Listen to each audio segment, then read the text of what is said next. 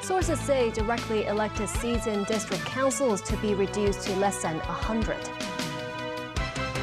The statutory minimum wage raised to $40 per hour starting today. And in Paraguay, the presidential candidate that vows to keep diplomatic ties with Taipei wins the latest election.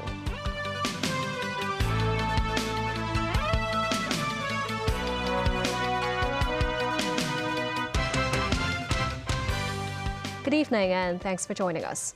Sources say the city's new district council composition will adopt a mixed model of appointed, indirectly elected, and directly elected seats. And the number of directly elected seats is expected to be reduced to about 20% of the total, or less than 100 seats. Memo Zangai has the story. The current term of office of district councillors is due to end at the end of this year. Chief Executive John Lee earlier said the district administration review had entered the final stage, and the district councils are worth keeping with certain election elements. Sources said authorities introduced the plan to members of the Executive Council today. Currently, there are 479 district council seats. Among them, 452 seats are directly elected. Under the government's proposal, the proportion of directly elected seats will be reduced to about 20%, with the rest being appointed and indirectly elected. This means the number of directly elected seats in the coming district election will be less than 100. DAB lawmaker Edward Leung believes such a change in the district council election will benefit the city in the long run. The district council has always been an advisory and consultative body. However, in the past, we see that some people use it as a political arena to deliver falsified message to polarize the society. And we think that under the new electoral system, it will pull the district council back on track, which is an advisory and consultative body.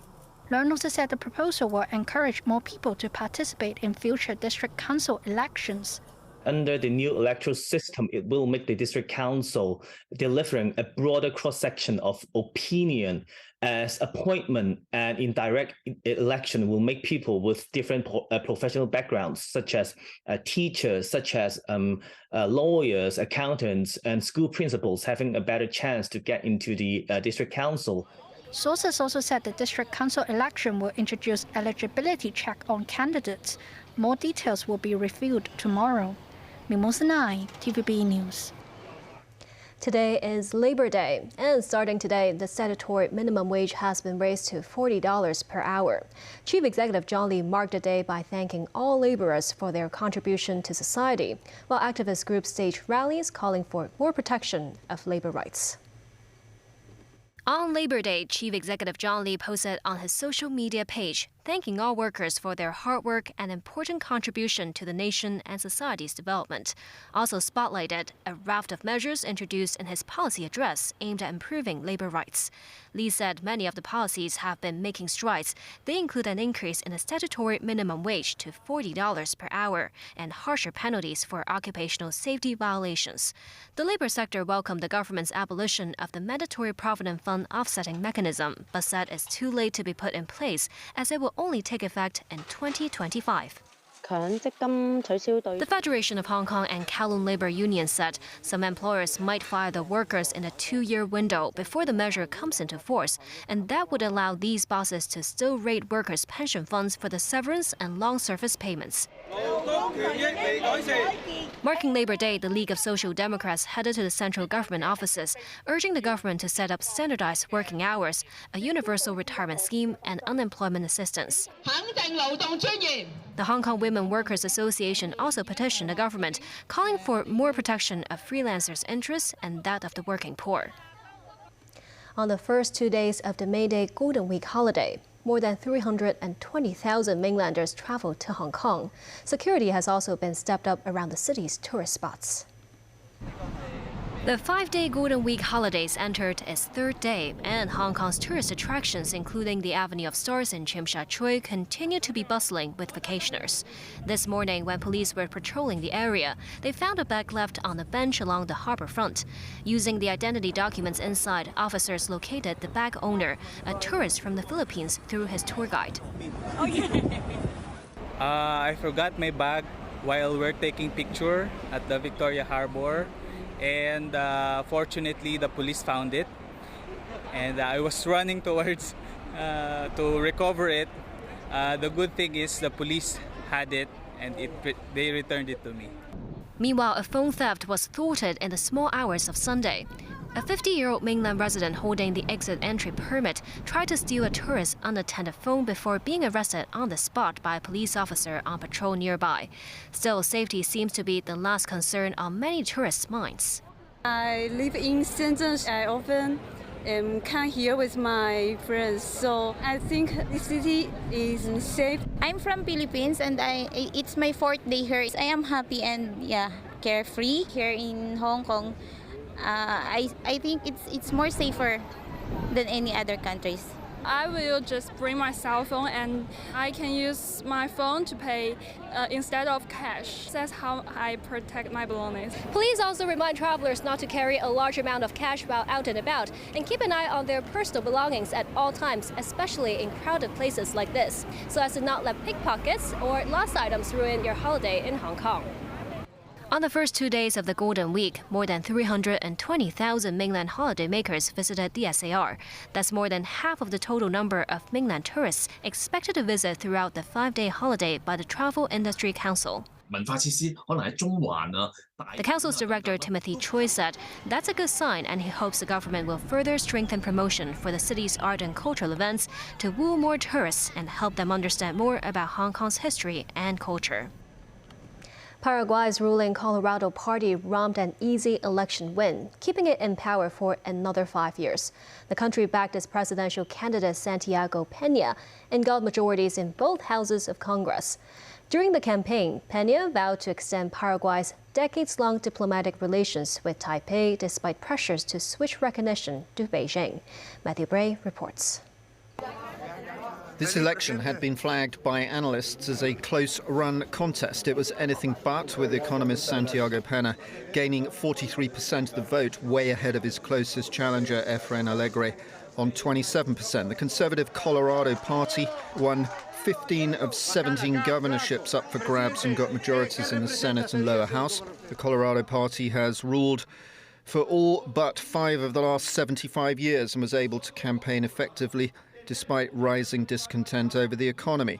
The pact for a new Paraguay coalition led by Alegre had been optimistic going into the vote but got rebuffed anyway. That because significant numbers of undecided voters plumped for Paraguay Cubas, a rightist outsider who received 23% of the vote, much larger than expected.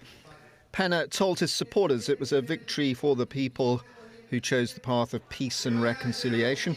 He supports business-friendly policies, low taxation and attracting foreign investment. Alegre acknowledged that divisions within the opposition had stopped his chances of overturning the Colorado hold on Paraguayan politics. Peña is a former IMF economist who will need to cut the fiscal deficit and navigate corruption allegations from the US Treasury over the former President Horacio Cartes. Farmers have also wanted Asuncion to ditch Taipei as an ally and open relations with Beijing in order to sell soybeans and beef. That will not happen for now, but Peña has said he will seek more trade with China without explaining how that would come about. Matthew Bray, TVB News. JP Morgan Chase will take over stricken First Republic Bank after United States regulators seized the lender on Monday. San Francisco-based First Republic is the third mid-sized American bank to capitulate in 2 months.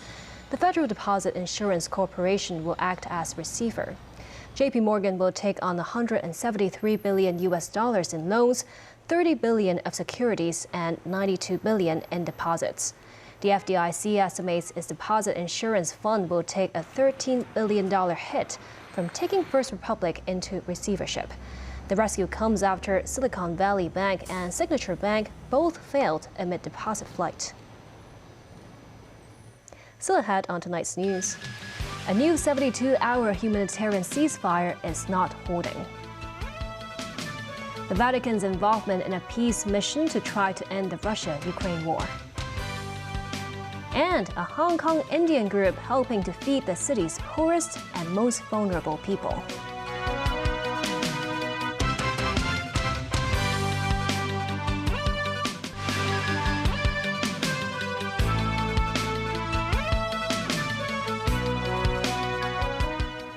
Welcome back. A 72-hour humanitarian ceasefire is not holding in Sudan. Monday morning has seen more clashes and fighting in Khartoum. The exodus from the country continues, with more people trying to flee and extra international help on the way. David Garrett reports. This does not look or sound like a ceasefire. Sudan's army and the paramilitary RSF agreed to a 3-day truce after American-Saudi mediation. The decision followed international pressure to allow safe passage of civilians and distribution of aid. But smoke fills the sky in Sudan. Both sides have accused the other of restarting the fighting. In reality, it's not clear the violence stopped at all. In another part of the port, many thousands have gathered, hoping to find a way out of the country. Most migrants are heading here now as their best means of escape. There were long lines of evacuees trying to get temporary residence in Saudi Arabia. A bus on a boat as this makeshift transportation travelled through Lake Nasser, which lies on Sudan's northern border with Egypt. Many families are escaping on crafts like this one. They spoke of never having seen such bloodshed on the streets of Sudan. The already desperate situation at a refugee camp in Chad is worsening as more arrive. Women have been giving birth here without medical assistance or shelter for newborns. Children are falling ill as the desert dust gets in their eyes and throat. The UN says the country is at breaking point, with water and food hard to find. But help and aid is on the way. The International Committee of the Red Cross have been loading supplies in Jordan, ready to send to Sudan. I'm standing here at Marka Airport. We are loading today medical supplies to be sent from Amman to Port Sudan.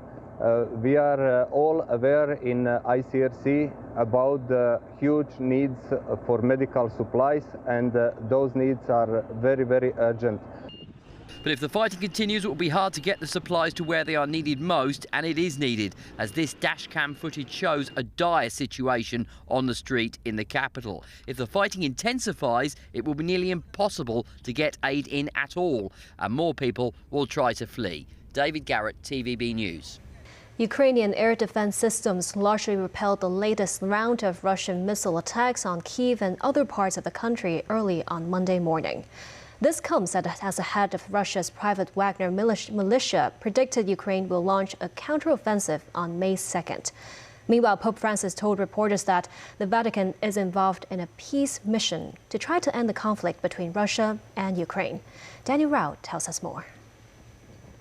Valery Zaluzhny, the commander-in-chief of Ukraine's armed forces, said Russia attacked Ukraine from strategic aviation planes at around 2:30 a.m. local time. The capital Kyiv and several other regions were targeted. Zaluzhny said 15 out of the 18 missiles launched had been destroyed and that air defense systems were called into action. Kyiv officials reported all missiles directed at the city were destroyed. They stated there were no civilian casualties. The eastern city of Pavlohrad was struck twice overnight. Local officials said an industrial enterprise, 19 apartment buildings and 25 private buildings were damaged or destroyed. The Russian military has stated recent strikes on Ukraine are designed to hamper Kyiv's plans for a long-planned counter-offensive in the east. Last week, the head of Russia's private Wagner militia, Yevgeny Prigozhin, said Ukraine was preparing for an inevitable counter-offensive.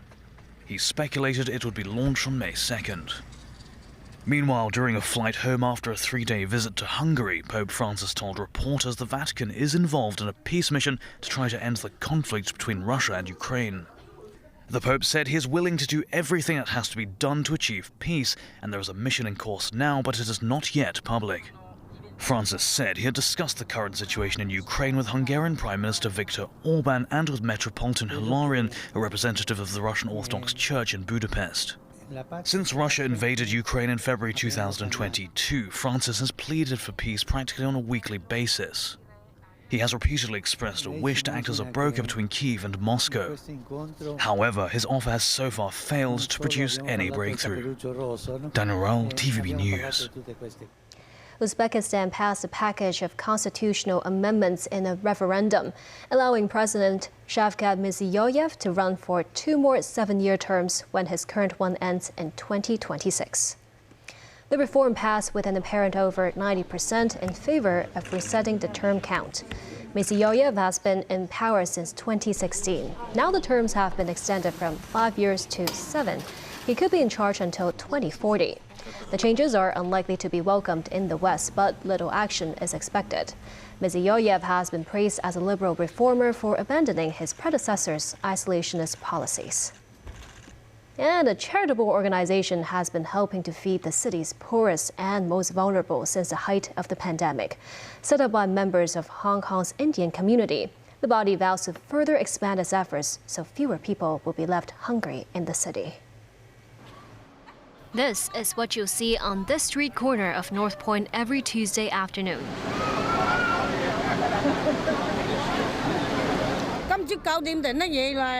This old lady says she's been queuing up since 9 in the morning, but the woman in front of her waited an hour longer, for 10 hours in total. But there's so many of them. That's all for this moment. Are these goodie bags and food worth the wait? This woman said at least they've got dinner tonight. And the smile just tells it all. Ms. Wang here said the group also gave away masks and disinfectant during the COVID pandemic. And she's very grateful for their help during the most trying time in the city. Apart from North Point, charitable organization Feed Hong Kong hands out free meals and daily necessities to the needy 3 times a week in districts such as Sham Shui Po, Yau Ma Tei, and Kennedy Town. Well, it's Feed Hong Kong's mission to leave no one hungry in the city, and they try to prepare as many meals and goodie bags as possible. Every time there are still people in the line who couldn't get the supplies. Disheartened to see those left out and left behind. They are looking to further expand their operations with more volunteers and sponsors. Among their 250 volunteers, many are non-Chinese Hong Kongers. They include Feed Hong Kong's founder, Raja Daswani. For me, everyone is equal. Whether it's Chinese, European, Indian, anyone, we are all equal. Just serving them, loving them, giving them gives a great joy. I belong to Hong Kong, and Hong Kong is my home. So whatever I do for Hong Kong is never enough. Feed Hong Kong is happy to welcome anyone to join their cause in any capacity. If you can cook, this is the place to serve. If you have the resources, feel free to donate. But if you think you don't have the means or the skills, they say just come with a warm smile, 2 helping hands, and an open and willing heart. Over the last 3 years, Hong Kong has gone through so much with COVID. The need has increased, and it just gives you immense joy to be able to do something back for the community. It's a miracle thing. Because we are doing good, automatically people contribute by themselves. They just keep on rolling. And the more we get, the more we serve, the more we do. We started with 50 packs. We are now into 800 packs a week. So, and we're trying to go into maybe 10,000 a month. Packs of food and goods to nourish the body and soul of the city's less fortunate from our very own Hong Kong Indian community. And that's the news. Thank you for watching.